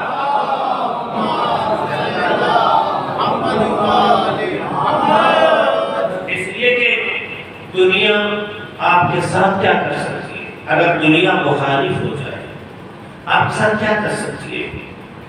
رابطہ ہی توڑیں گے، کیا فرق پڑتا ہے؟ یا دنیا طلقت بثلاثہ لا رجعت فیہا، مولا علی پہلے کہہ چکے ہیں 3 بار طلاق میں سے دیکھنا پسند نہیں کرتا، تو اگر دنیا رابطہ توڑ دے تو کیا فرق پڑتا ہے؟ اچھا دنیا کچھ سختیاں پہ کر سکتی ہے، کیا کر دے گی؟ لاک ڈاؤن لگا دے گی، اور کیا کرے گی؟ اقتصادی پابندی، تو کیا شیخ ابی طالب میں محاصرہ نہ تھا؟ ہر دور میں نمونے ملے، ہر دور میں نمونے ملے۔ شیخ ابی طالب میں 3 سال تک محاصرہ اقتصادی تھا، رمضو اجتماعی محاصرہ تھا، ہر طرح کی پابندی تھی، لیکن اس کے باوجود بھی جو لوگ اس کے اندر گئے انہیں کمزور نہیں کر سکے، جنہوں نے پابندیاں لگائی وہی ٹوٹ گئے۔ ایسے مومن بنو کہ پابندی لگانے والا پابندی لگا کے تھک جائے مگر ایمان کی طاقت آپ کو تھکنے نہ دے۔ جب تک آپ کے اندر یہ کرنا نہیں پیدا ہوگا، ہر زمانے میں لوگ آپ کو دھمکائیں گے، آپ کو ڈرائیں گے، کبھی آپ کو یہ پابندی، کبھی آپ کو یہ پابندی، کبھی آپ کو نوکری نہیں ملے گی، کبھی آپ کو جگہ نہیں ملے گی، کبھی آپ کو نکال دیا جائے گا، کبھی آپ کو پابند کر دیا جائے گا۔ یہ ساری مصیبتیں دنیا کی ہمیشہ تھی، آج بھی ہے، کل بھی رہے گی، مگر وہ ایمان کیسا جو ان مشکلات کے سامنے ہمیں توڑ دے، ایمان مضبوط بناتا ہے۔ اور اس کا سب سے بڑا نمونہ اہل بیت کے راستے پہ چلنے والی ایران کی سرزمین نے دکھا دیا۔ پچھلے 34 سال سے پابندیوں پہ پابندی لگانے والی طاقتوں نے آج یہ پڑھ کر کہہ دیا ہے کہ دنیا میں ایران ترقی ہی اس لیے کیا کہ جس نے پابندی لگائی گئی، اگر پابندی نہ ہوتی تو ترقی نہ کرتا۔ اس کا مطلب یہ ہے ایمان کی طاقت میں وہ زور ہوتا ہے کہ دشمن کو سوچنے میں مجبور کرتے تم پابندیاں لگاتے جاؤ گے، ہم ترقی کے راستے نکالتے چلے جائیں۔ نعرہ حیدری، نعرہ سلوان،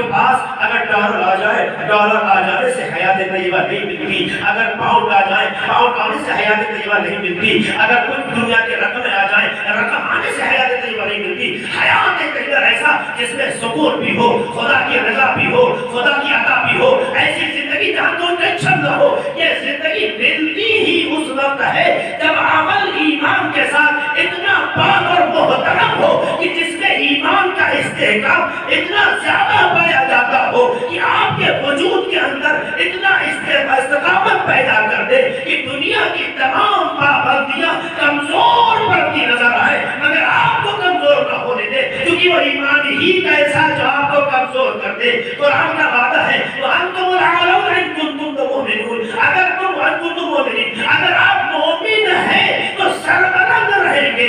تو قرآن کہتا ہے مومن سربلند رہتا ہے، تو اب مجھ سے مت پوچھو دنیا میں مومن کہاں ہے، جہاں کفر کے مقابل میں کچھ لوگ بلند نظر آئے تو سمجھنا مومن ہے۔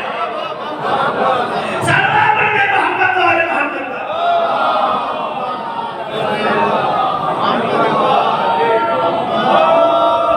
کتنے سنچار لگے، کتنی پابندیاں لگی، کتنے دشمن نے کتنی طاقتوں کا استعمال کیا۔ آسان نہیں ہوتا۔ اگر اٹھا کے آپ میڈیا کی اسٹڈی کیجئے، مطالعہ کیجئے اور دیکھیں گے کہ اٹل بہاری واجپئی کے زمانے میں امریکہ نے ایک بار ارادہ کیا تھا کہ ہندوستان پہ کچھ پابندی لگی، فوراً پہنچ گئے، گھٹنے ٹیک دیے ہمیشہ کی طرح اور ہاتھ جوڑ کے کہا سرکار ایسا مت کرو، ہمیں بھی جینے کا حق ہے۔ پہنچ گئے۔ ظاہر ہے کہ جس کی نگاہ میں جو اس کا مقدر ہوتا ہے انسان اسی کے سامنے گھٹنے ٹیکتا ہے۔ اپنا اپنا مقدر ہے کہ گھٹنے کہاں ٹیکے جائے۔ انہوں نے یہ کام کیا، کل بھی ہوا تھا، آج بھی ہو رہا ہے۔ دنیا میں ایسا لوگ کرتے جائیں کر رہے ہیں، مگر مجھے بتائیے کہ 21 سال سے زیادہ پابندیوں پہ پابندی لگتی چلی جا رہی ہے، اور اتنی پابندی، بینک کے راستے بند، خرید و فروش کے راستے بند، تجارتی رابطے بند، بہت سی پابندیاں۔ یہ مشین نہیں لے سکتے، یہ سامان نہیں لے سکتے۔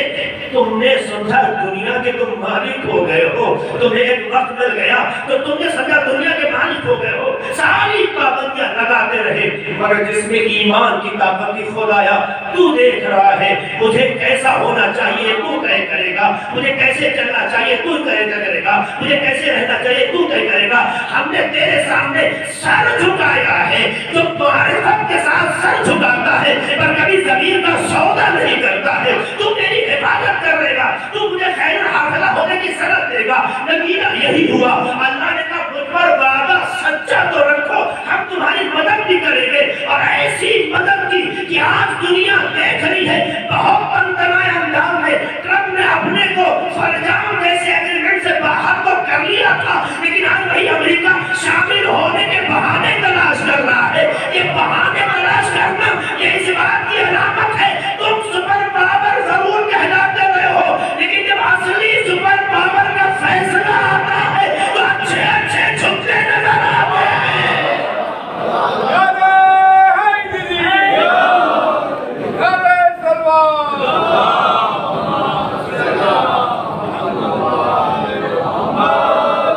ہماری ذمہ داری بڑھ جاتی ہے، اور یہ کہ ہم اپنے اندر ایمان کی طاقت کو مضبوط کریں، ایمان کی طاقت مضبوط کریں۔ آپ کتنا بھی پیسہ کما لیں، وقتی تو آرام ملتا ہے، مکمل آرام نہیں ملتا۔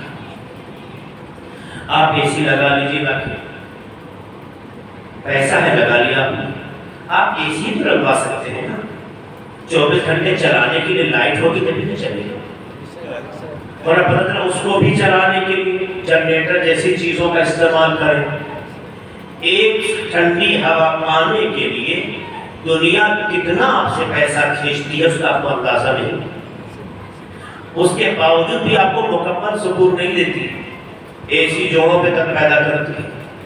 پتہ چلا لو بھی ڈاکٹر کے بھاگ کے گئے، جسے ہم نے سکون کا ذریعہ سمجھا وہی ہماری بیماری کا وسیلہ بن گیا۔ خدا کہتا میں تمہیں سکون کی زندگی دوں گا، جہاں میں نہ تمہارا پیسہ خرچ ہوگا نہ تمہارے اعضاء میں کمزوری پیدا ہوگی. تم اپنے اندر ایمان کی طاقت کو ایسا مضبوط کرو اور اپنے عمل پہ وہ جذبہ جو صالحیت کا ہوتا ہے، نیکی کا ہوتا ہے، پیدا تو کرو. ہم تمہارے اندر وہ اثر ڈالیں گے.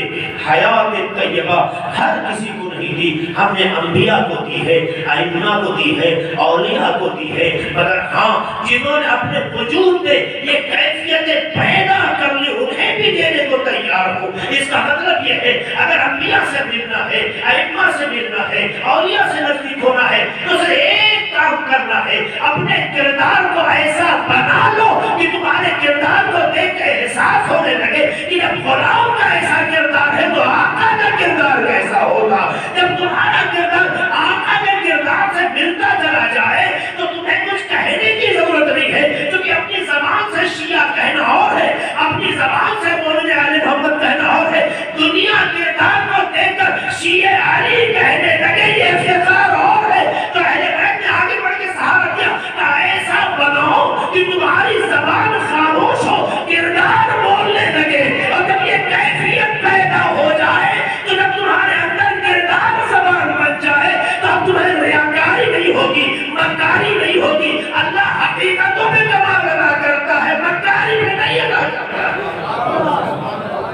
یہ ہے وہ سچائی جو خدا دے رہا ہے. حیات طیبہ کی ایک تعبیر اور ایک تفسیر جب ہمیں علی بن ابی طالب علیہ السلام نے کی ہے.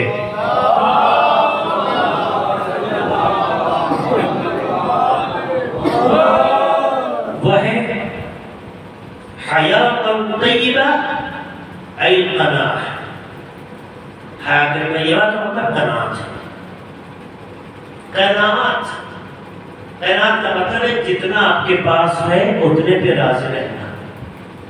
جتنا آپ کے پاس ہے اتنے پہ راضی رہنے کو قناعت کہتے ہیں. کیوں؟ اس لیے روایتوں میں ہے سب سے بڑی دولت کا نام قناعت ہے. اصل دولت مند کا طریقہ کیا ہوتا ہے؟ دولت مند وہ ہوتا ہے جو مانگتا نہیں ہے، دیتا ہے. قناعت کرنے والے میں اثر پیدا ہو جاتا ہے جو عطا کرنے کا جذبہ رکھتا ہے، مانگتا نہیں. جو جتنا ہے راضی ہے، جو جتنا ہے اسی پر راضی ہے. 100 کماتا ہے 100 پہ راضی ہے، 1000 کماتا ہے 1000 پہ راضی ہے. جب راضی ہے تو ٹینشن فری. جب راضی نہیں ہوگا تو لاکھ بھی کمائے چوری کرے گا، دوسرے کا حق مارے گا. اسی لیے کہتے ہیں سب سے بڑی دولت قناعت ہے. امیری چاہیے، تم چاہتے ہو امیر بننا تو دنیا پیسے گننے کو امیری کہتی ہے. اللہ کی تعلیم اپنی غیرت کی حفاظت کو امیری کہتی ہے. اگر تم اپنی غیرت کی حفاظت کر لے جاؤ تو تم سے بڑا کوئی امیر نہیں. اپنی آبرو کی حفاظت کر لے جاؤ تو تم سے بڑا کوئی امیر نہیں. امیری دولت سے نہیں ملتی، غیرت سے.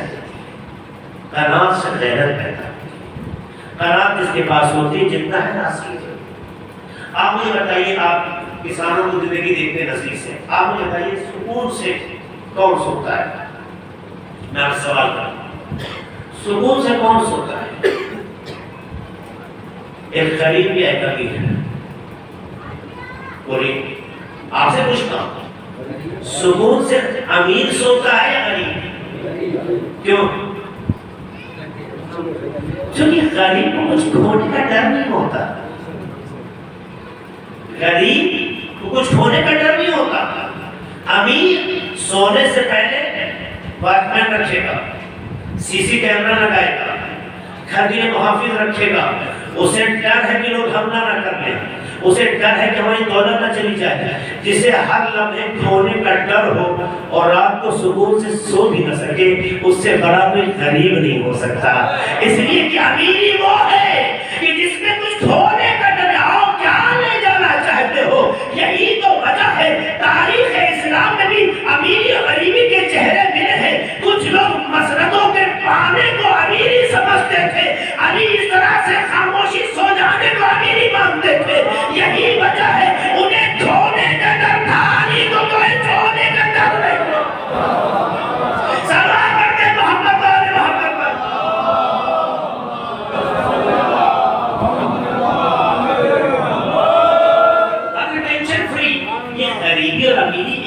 امتیاز کے ساتھ بتا رہا ہوں، دنیا سے مقابلہ نہیں کر رہا ہے۔ ایک چیک فری ہوتا ہے، کچھ ہے کہ کوئی لوٹ لے جائے، جو آیا خرچ کر دیا، جو آیا خرچ کر دیا، دینے والا پھر دے گا، جب دینے والا پھر دے گا تو ٹینشن کھائے گا۔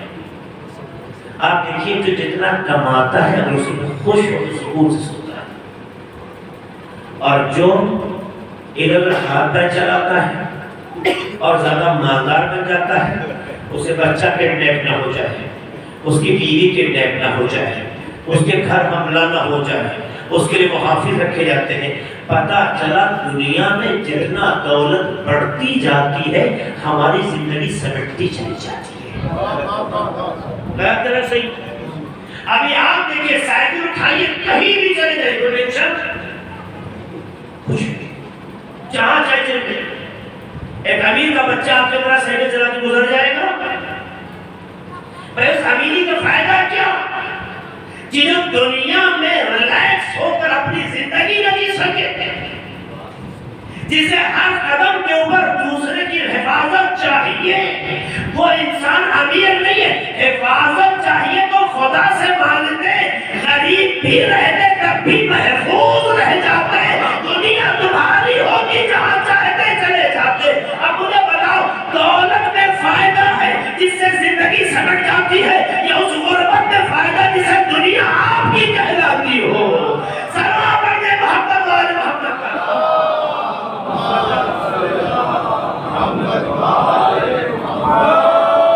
اللہ کہتا ہے ہم تمہیں حیات طیبہ قناعت پسند کرو، قناعت کے ساتھ جیو، قناعت کو محور بناؤ زندگی کا۔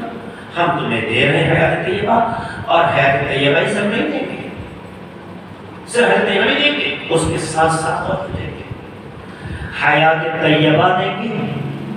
وَلَنَجْزِيَنَّهُمْ أَجْرَهُمْ بِأَحْسَنِ مَا كَانُوا يَعْمَلُونَ، اور جو عمل و انجام دے رہے اس سے کہیں بہتر اجر دیں گے۔ یہ وعدہ کس کا ہے؟ خدا کا۔ سچا ہے جھوٹا نعوذ باللہ، خدا کا وعدہ جھوٹ ہو سکتا ہے؟ ہمارا خدا ایسا خدا ہے کہ سب کچھ اس کا ہے، مگر کچھ اپنے پاس رکھنا پسند ہی نہیں کرتا ہے، سب کچھ بندے کو دینے کے بہانے تلاش کرتا ہے۔ آپ دیکھیے ہمارا آپ کا خدا کیسا ہے؟ ہمارا آپ کا خدا ایسا خدا ہے، خدائی اس کی ہے، مالکیت اس کی ہے، کائنات اس کی ہے، سب کچھ اس کا، ہم بھی اس کے ہیں، لیکن کچھ اپنے پاس رکھنا پسند نہیں کرتا ہے۔ وہ تو بہانے تلاش کرے کیسے تو کچھ کرو کہ ایک کے بدلے 10 دے دیں۔ یہ ایک کے بدلے 10 بھی تعبیر ہے۔ مفسرین کہتے ہیں ایک کے بدلے 10 کا مطلب یہ ہوتا ہے کہ خدا اپنی قدرت کاملہ سے جتنا چاہے دے گے۔ تمہاری نگاہوں میں 1/10 جب ملتا ہے، 1/10 جب ہو جائے، 1/10 جب ملنے لگے تمہاری نگاہ اس کی ویلیو ہوتی ہے۔ ابھی دیکھیں کسی بینک میں اگر کوئی بینک اکاؤنٹ کھولتے اور کہتے کہ جو ہمارے اکاؤنٹ کھلوائے گا اس کو 3%، 2.3% سے زیادہ تو دیتا ہی نہیں کوئی، اگر اتنا انٹرسٹ دیں گے۔ ابھی آپ دیکھیے لوگ لائن لگا رہے ہیں، ایسا نہیں ہے۔ آپ اگر ہمارے اکاؤنٹ کھولیں گے، ہمارے بینک میں پیسہ ڈالیں گے تو آپ کو ہم 3%، 4% آپ کو جو ہے انٹرسٹ دیں گے۔ جیسے ہی لوگ پڑھیں گے لوگ لائن لگا لیتے ہیں۔ اللہ کہتا ہے ہم 10 دیں گے، بینک میں جو رکھتے ہیں وہ رقم ہماری ہوتی ہے، اللہ کے بارگاہ میں جو ہم لے جاتے ہیں وہ رقم بھی اسی کی ہوتی ہے۔ وہ اپنی ہی رقم آپ کو دے کر اپنی ہی رقم پر آپ کو 10 گنا دے رہا ہے۔ اس کا مطلب ہے کہ آپ کا خدا ایسا ہے اپنی ہی دولت دے کر تمہیں بیچ میں ذریعہ بنا کر تمہیں 10% دینے کا بہانہ بنا کے دے رہا ہو۔ بتاؤ کائنات میں اتنا مہربان کون ہے سوائے خدا کا؟ جب ایسا خدا موجود ہے تو کیوں نہیں اس کے راستے پہ اپنے پاس کی رقم خرچ کرتے چلے جاتے ہو؟ کیونکہ جو راستے میں اس کے خرچ کرتا ہے خدا کبھی فقیر نہیں بننے دیتا ہے، اور جو اپنے کو مالک سمجھتا ہے خدا اسے کبھی امیر بننے نہیں دیتا ہے۔ تو اگر انسان اس حکمت کے ساتھ چلے تو اللہ کہتا ہے وَلَنَجْزِيَنَّهُمْ أَجْرَهُمْ بِأَحْسَنِ مَا كَانُوا، اس سے کہیں بہتر۔ ابھی آپ کہیں کوئی کام کریں، آپ کی مزدوری 10 روپیہ ہو، میں 10 لاکھ مہاجر کا ماحول میں 500 روپیہ ہو، اور آپ کو کوئی 700 روپیہ دے دے، کتنا خوش ہوتے نہیں ہوتے؟ لیکن اگر آپ کا کام، جو کام آپ سے لے رہا ہے، اس کے منشا کے مطابق نہ ہو تو 500 تو بعد کو دے گا، پہلے کافی سلواتیں سناتا ہے، ہوتا نہیں ہوتا ہے؟ یہی 500 دینے سے پہلے سلواتیں سناتا ہے۔ آپ نے کام تو کیا ہے، لیکن اس کا کام اس کے منشا کے مطابق نہیں ہے، سلواتیں بھی سناتا ہے اور پیسے بھی پورے دیتے میں ہچکچاتا ہے، اکثر نہیں دیتا ہے، کاٹ لیتا ہے۔ یہ دنیا کا مزاج ہوتا ہے۔ اللہ کہتا ہے میری بارگاہ میں کچھ بھی تم نے کیا ہو، کیسا بھی کیا ہو، ہماری نگاہ میں ہمارے معیار کے مطابق نہ ہو، لیکن کم سے کم تم نے میری خاطر تو کیا ہے۔ عمل تم نے کیسا بھی کیا ہو، دنیا ہے جو تمہارے عمل کو دیکھ کر اپنی مرضی کے مطابق پانے کے بعد عمل دینا پسند کرتی ہے، لیکن تمہارا خدا وہ ہے صرف تمہارا اس کی بارگاہ میں اس کے ارادے سے قدم بڑھانے پہ عجر دینا پسند کرتا ہے۔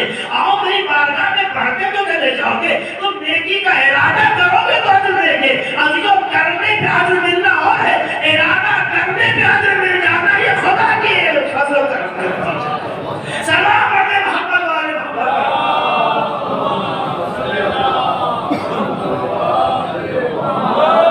ایسا خدا آپ کے پاس ہے، وہ کہہ رہا ہے کہ تم کرو وَلَنَجْزِيَنَّهُمْ أَجْرَهُمْ بِأَحْسَنِ مَا كَانُوا يَعْمَلُونَ، اسے کہیں بہتر اچھا جس کو انجام دے تو دیں گے۔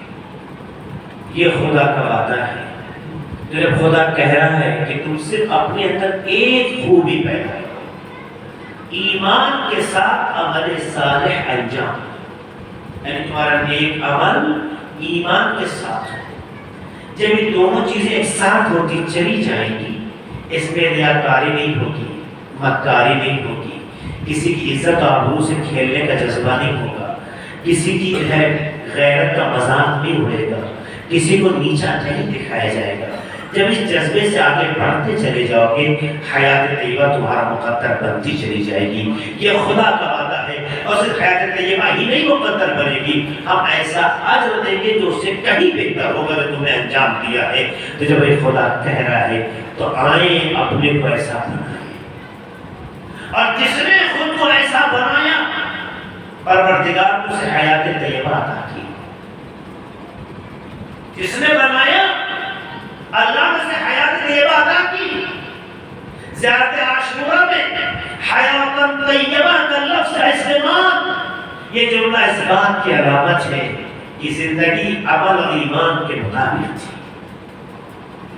ظاہر ہے کہ جب ان کے لیے حیات طیبہ ہے تو جو ان کے راستے پہ چل رہے ہیں ان کے لیے بھی حیات طیبہ ہے، اور حیات طیبہ کا ایک ہدف اور ایک مقصد، اس کا ایک اثر یہ بھی ہوتا ہے کہ آپ تو اچھی زندگی گزاریں گے، آپ کی یاد بھی نسلوں میں زندہ رہے گی۔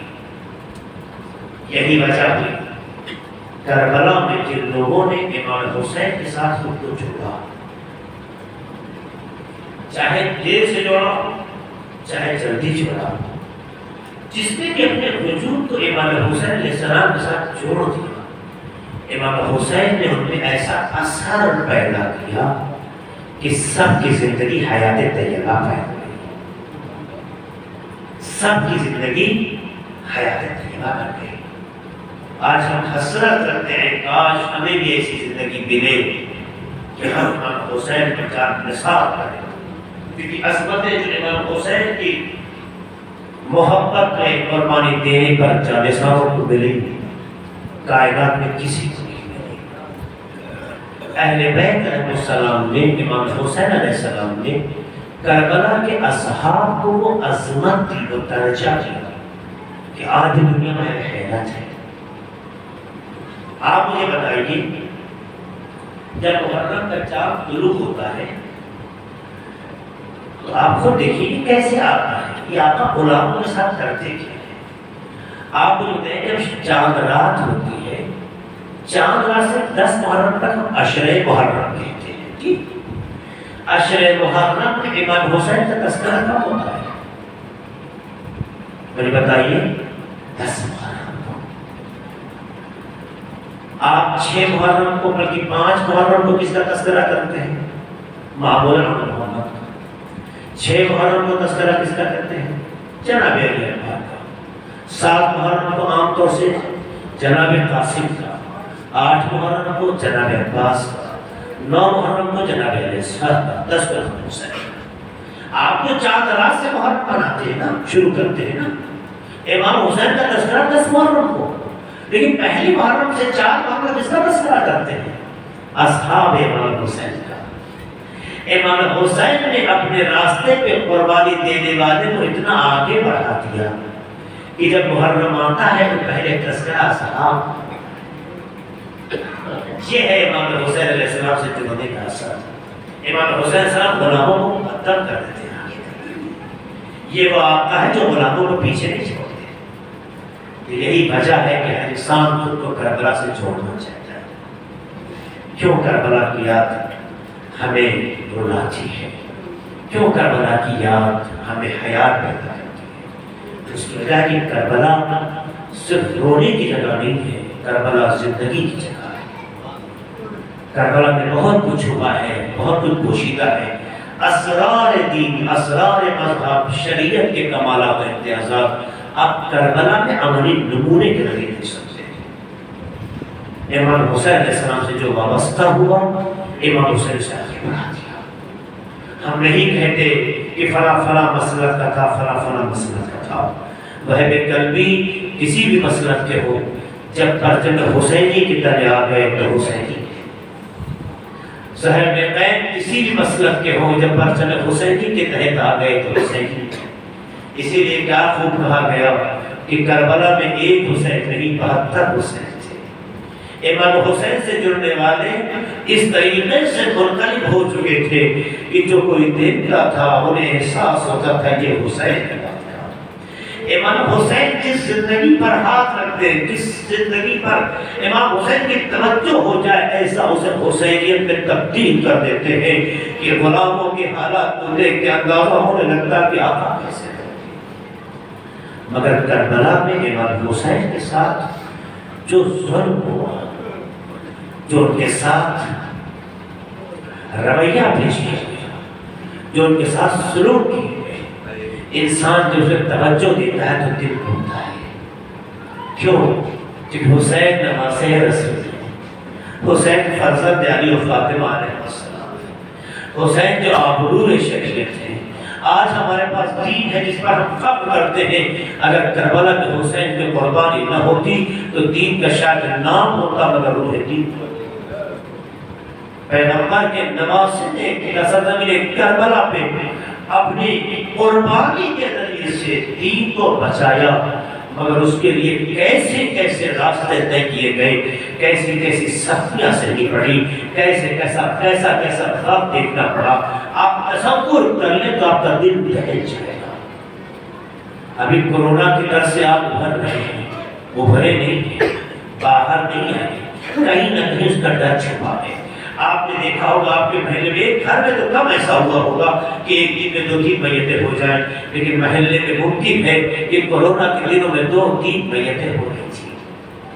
ہر کسی کی آنکھ رو رہی تھی، ہر کوئی تڑپ رہا تھا، حالانکہ رشتہ دار نہیں تھا، حالانکہ ہر ایک کا وہ فیملی ممبر نہیں تھا، مگر انسانیت کے رشتے پر دوسروں کا درد دیکھ کے لوگ ان کا درد شیئر کر رہے تھے۔ اس بات کی علامت تھی کہ ہاں درد سے درد پیدا ہوتا ہے، اور جہاں انسانیت ہوتی ہے وہاں آنکھوں میں آنسو آتا ہے۔ اب ہمیں اتنا بتائیے، مرنے والا کچھ لمحے سانس کی پرابلم ہوئی، شاید اسے آکسیجن نہیں ملا، مر گیا، چلا گیا، لیکن اے عزاداروں، جس کا بدن مضبوط ہو، جس کی صحت کامل ہو، اسے اس کے سامنے، اسی کے باپ کے سامنے، اسی کے چچا کے سامنے 3 دن کا بھوکا اور پیاسا اتنی بے رحمی کے ساتھ مارا جا رہا ہو، اتنی بے رحمی کے ساتھ شہید کیا جا رہا ہو، عزیزوں مرنے کی خبر پانا ہو رہے، اپنے سامنے گول کے پالے ہوئے کے طرف طرف کی جان دینا ہو رہے۔ سوچو زیادہ حسین غریب پر کتنا سخت کربلا کتنا سخت کربلا امام حسین نواسے رسول ہیں۔ اذان صبح ہوئی، پہلے ہی حملے میں امام حسین کے بعد 50 جان سال دنیا سے گزر گئے۔ آپ سوچیں ایک گھر میں اپنے چاہنے والوں کی 50 صحابی جس پر آپ فخر کر چکے کہ جیسے صاحب ہمیں ملے، ہمارے نانا کو نہیں ملے، ہمارے بابا کو نہیں ملے، ہمارے بھائی کو نہیں ملے، آگے ایسے حسین کے 50 صحابی پہلے ہی حملے میں امام حسین کے سامنے دنیا سے گزر گئے ہو۔ امام حسین پہ کیا گزرا؟ ابھی کچھ لمحہ ہی گزرا تھا، امام حسین نے شہادتوں کے نذرانے پیش کرنے شروع۔ کیسے کیسے شہادت ہے، کچھ میں نمونے پیش کرنا چاہتا ہوں جناب تمام کروں گا۔ امام حسین نے کیسی شہادت پیش کی؟ آپ دیکھیے، چچا اور بھتیجے کا رشتہ کوئی معمولی نہیں ہوتا، چچا اور بھتیجے کا رشتہ کوئی معمولی بہت اہم رشتہ ہوتا ہے۔ کربلا کی سرزمین پر قاسم جیسا بھتیجا، حسین بن علی جیسا چچا، سوچے زرداروں کیسا بھتیجا ہوگا اور کیسے چچا ہوگے، دنیا میں اتنی مثال لانا مشکل ہوگی۔ ایسا بھتیجا جو ایک بھیا کی نشانی ہو کہ جب امام حسن علیہ السلام کی یاد ہو، یاد آئے کہ امام حسین جناب قاسم کو دیکھ لیا کرتے ہیں، جب جناب قاسم کو دیکھتے ہیں تو بعض نقل کے مطابق بھیا کا زمانہ یاد آنے لگتا ہو۔ ایسا بھتیجا ارے جب نگاہوں کے سامنے اپنی حیات ہی میں پامال ہو جائے تو چچا میں کیا گزرے گی؟ یہی وجہ تھی کہ جب امام حسین جناب قاسم کے مدر مبارک کے پاس پہنچے، جس کا گھر کے پاس پہنچے تو ایک جملہ کہا، اے میرے لال قاسم تمہارا چچا شرمندہ ہے، ارے جب بلاتے رہے تو پہنچ نہ سکا، جب پہنچا تو کچھ کر نہ سکا۔ آپ محسوس کیجئے کتنا سخت لمحہ ہے، بدن کے ٹکڑے ہو گئے، کیسا بنا احساس کیجئے، احساس شاید میں نے کسی موقع میں یہی مجلس میں اشارہ کیا تھا۔ آپ نے گھوڑے کو دیکھا ہوگا، گھوڑا جب زمین پہ قدم رکھتا ہے اس کے ٹانپوں میں، اس کے نیچے سر کے نیچے آپ نے دیکھا ہوگا کہ لوہے کا ٹکڑا لگ جاتا ہے۔ اس لیے جب گھوڑا چلتا ہے زمین پر تو دیکھا ہوگا زمین کے سینے پہ نشان چھوڑ دیتا ہے، دیکھا نہیں دیکھا ہے، زمین کے سینے پہ نشان چھوڑ دیتا ہے، لیکن ایک گھوڑا اسپیڈ سے دوڑنے لگتا ہے تو صرف نشانی نہیں چھوڑتا ہے، زمین کے سینے میں گڈھا بنا دیتا ہے، گہرا ایک اثر ڈال دیتا ہے۔ زدارو انسان کا بدن زمین سے زیادہ مضبوط نہیں ہوتا۔ ارے سوچو جب جناب قاسم کے بدن مبارک پر ارے فوجی گھوڑوں کی سب پڑے ہوں گے، جناب قاسم کا کیا حال ہوگا؟ سینے زخمی، بدن زخمی، کیسا کیسا گہرا اثر۔ اے اللہ آپ سے مجھے اگر طرف رہے ہیں تو امام حسین جناب عباس میں کیا گزری ہوگی؟ ارے جب بھتیجے کے حال میں پایا ہوگا۔ مگر امام حسین صبر کا مظاہرہ کر رہے ہیں، گریہ کر رہے ہیں بھتیجے کی محبت میں، صبر کا مظاہرہ کر رہے ہیں خدا کے امتحان اور آزمائش کی محبت میں۔ آپ دیکھیے امام حسین کا صبر آگے کتنا عظیم ہوتا چلا جا رہا ہے۔ بھتیجے کا جنازہ اٹھایا، عجب نہیں امام حسین اندر سے بھتیجے کی محبت کیسا کر پیدا کرتی، آپ سے بہتر طور پر کرے گا امام حسین جیسا چچا کتنا سخت منزل نہیں ہوگی، مگر صبر کا مظاہرہ کرتے ہیں۔ آگے کی آزمائش اور سخت ہوگی۔ آپ کیا سوچیں گے جناب علی اکبر جیسا بیٹا امام حسین علیہ السلام کا کربلا میں کتنی سخت منزل امام حسین کے لیے ہے۔ کربلا کا یہ وہ شہید ہے جسے امام حسین نے ہاتھ کو پکڑا، میدان کربلا کی طرف آئے، آسمان کی طرف رک کر کے کہا خدایا گواہ رہنا میں تیرے راستے میں اسے بھیج رہا ہوں جو صورت میں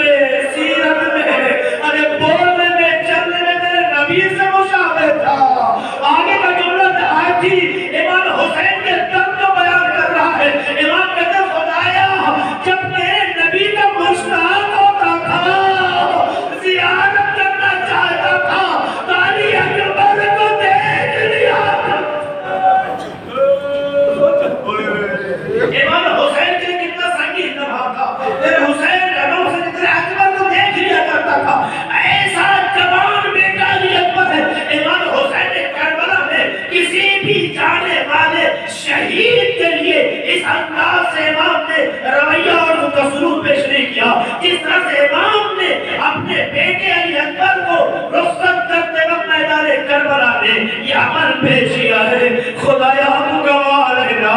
اور سوچیا کرو یہ بیٹا جب گیا ہے، باپ کا وہ عمل آپ کے سامنے ہے، پیچھے پیچھے چلنے والا۔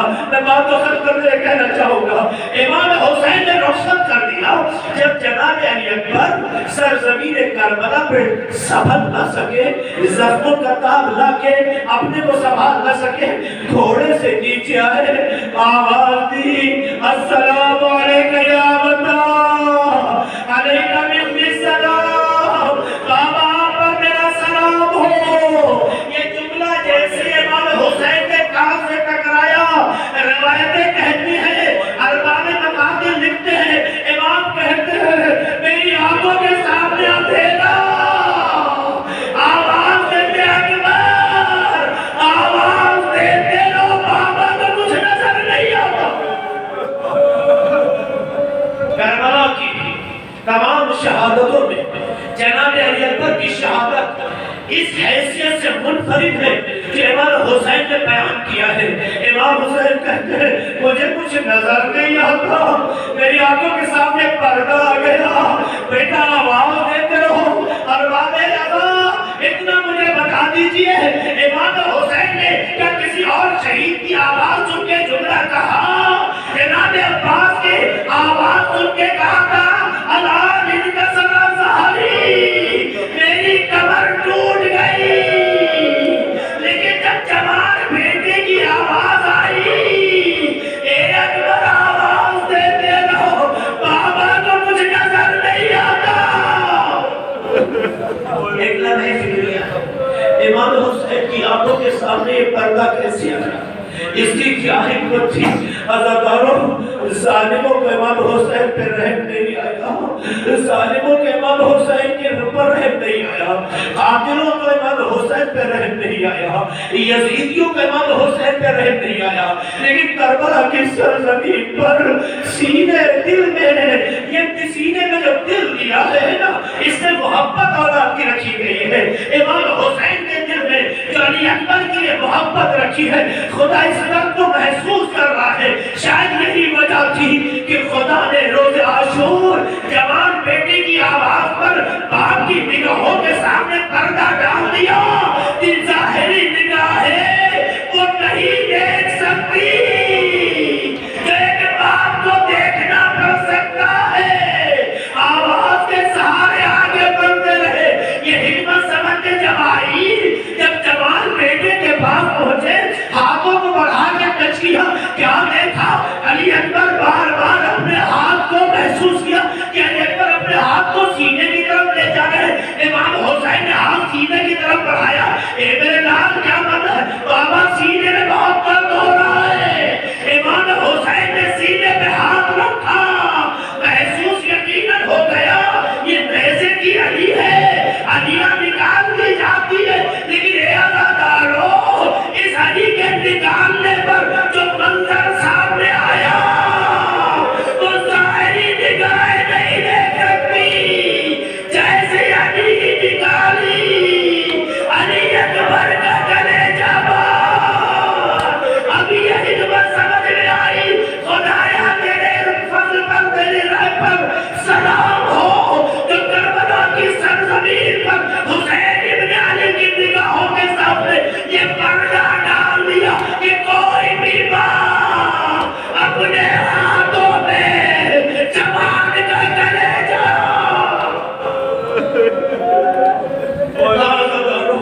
بڑی سخت منزل ہے، لیکن اس بیٹے کے لیے امام حسین نے کیسا امتحان دیا ہے۔ آخری جملہ سے میں تمام کر دوں گا۔